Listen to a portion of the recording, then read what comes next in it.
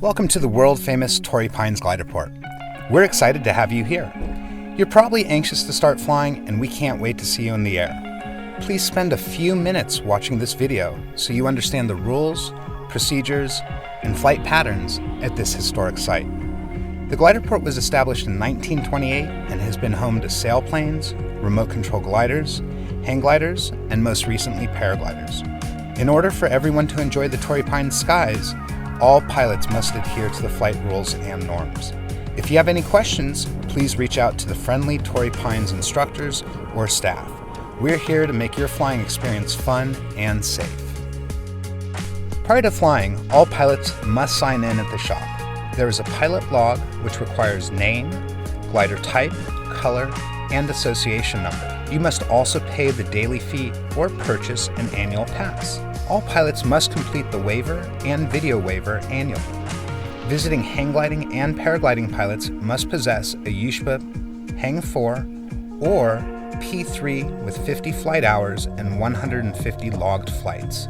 Foreign pilots must possess a foreign equivalency and purchase a temporary USHPA 30-day membership. RC pilots must have a current AMA membership and be certified by a member of the Torrey Pines Gulls. Welcome to the pre-flight and setup area. This is the paragliding setup area. This is the hang gliding setup area.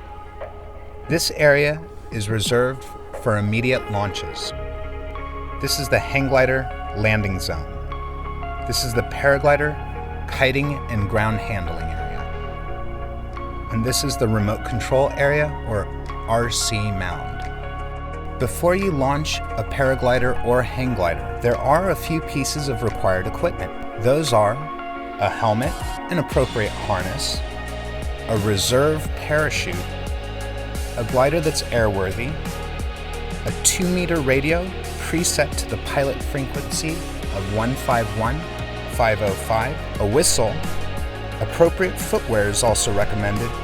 And if you plan on flying around sunrise or sunset, you'll also need a strobe light. Until you've finished pre-flighting your equipment, please stay in the setup area. If you're ready to launch, proceed across the LZ to the launching area. But be careful and keep your eyes open. Multiple gliders may be launching and landing. If you see a glider on approach, please stop moving. It's easier for pilots on approach to avoid a stationary object. If you're kiting a paraglider, please bring your canopy down when other aircraft are on final approach. This avoids creating wake turbulence for the approaching pilot. This is of major importance for hang gliders on approach. If a hang glider overshoots the LZ, there's a chance they may get tangled up in your lines. Remember, if a glider's on approach, stop kiting and stop moving. The moment you launch, you'll enter an area referred to as the window. The window is defined as the airspace in front of the cliff, whose boundaries are marked by a red and white flag on the south side of launch and the first of 2 flags on the next bluff north of launch. The window extends vertically from the beach to 1,799 feet above sea level, which marks the beginning of restricted airspace. The window starts at the cliff edge and extends to the west out to the ocean. The areas east of the cliff edge or behind the ridge are not considered part of the window. The purpose of the window is to provide a safe zone for both hang gliding and paragliding pilots and the remote control gliders. RC gliders do the majority of their flying in the window and must follow the blue sky rules. It is important for hang gliding and paragliding pilots to communicate their position in the window by loudly blowing their whistle. Use of the whistle is critical to avoid collision with the RC pilots. RC pilots must watch their gliders non-stop, so they won't be looking for approaching aircraft. The whistle, in combination with a verbal north or south, alerts them to where you are. Remember, the more vocal you are, the less likely a collision will occur. Make it easy for the RC pilots. There are some special flight rules in the window. First, only one hang glider or paraglider in the window at a time. Second, announce your direction prior to launch The north RC, north! and blow your whistle. Third, continue to blow your whistle the entire time you're in the window. Fourth, No turning in the window except turning out from launch or turning in for your landing approach. Please start and finish your turns before entering the window. And finally, when you enter the window, you must either fly through it or turn in for your landing approach. Some of the RCs are big and fly over 50 miles an hour. Obeying the window rules makes the site safe for all forms of aviation. Once you've launched and cleared the window, you are free to soar as long as you follow the basic ridge rules. You are free to fly as far south as Scripps Pier and as far north as Bathtub Rock. Please do not fly further than both of those points. Here's a simple reminder of the ridge rules. First, when approaching other gliders on the ridge, yield to the right. Secondly, lower gliders have the right of way. Third, northbound gliders have the right of way. Fourth, always clear your turns. Look left, right, up, down, and behind you before turning. Signaling your intentions by pointing in the direction you are turning and by exaggerating your weight shift can also help. Fifth, and finally, slower gliders have the right of way. Faster gliders should overtake on the inside or closer to the cliff edge. And try to keep at least 2 wingspans of horizontal space between you and other gliders. Last but not least, there are certain areas where flight is restricted or not allowed.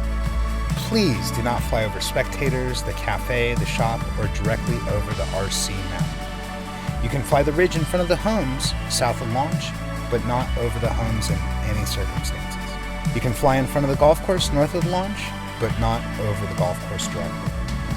Landings are permitted only at the glider port. It is possible to land on the beach below the cliffs when weather makes top landing impossible, but do be aware of beachgoers and do not land on top of them or drop your wing on them. The ridge north of Bathtub Rock is restricted, and landings there will most likely result in the park rangers issuing you a ticket. When you're ready to land, blow your whistle and yell on approach. You can bypass the window when making approaches from the south, and the locals generally do this in northerly winds. When landing from the north, you must enter the window, so wait until the window is clear, blow your whistle, announce your intentions. The locals generally land from the north in southerly winds. The winds in the LZ are normally calmer than on the ridge, except when the wind goes extreme north or south. Then, be ready for mechanical turbulence. Consult the flight director, instructors, and local pilots for the best strategy in these conditions or if the wind is strong. In general, landing approaches should be expedited, so try not to linger too long over the LZ. Other pilots are waiting to launch. Generally, touch and goes are frowned upon as it disrupts the launching and landing flow. Wild flying, aerobatics, flying while intoxicated, or not following the rules may result in you being asked to leave the glider port. If you have questions or concerns, speak to the flight director, the instructors, or the staff. It's our job to make sure you have an exceptional experience and lots of fun. By following these simple rules, we can ensure the future of aviation at the Torrey Pines Gliderport. Have fun, be safe, happy flying, and please come back to enjoy this awesome flight park.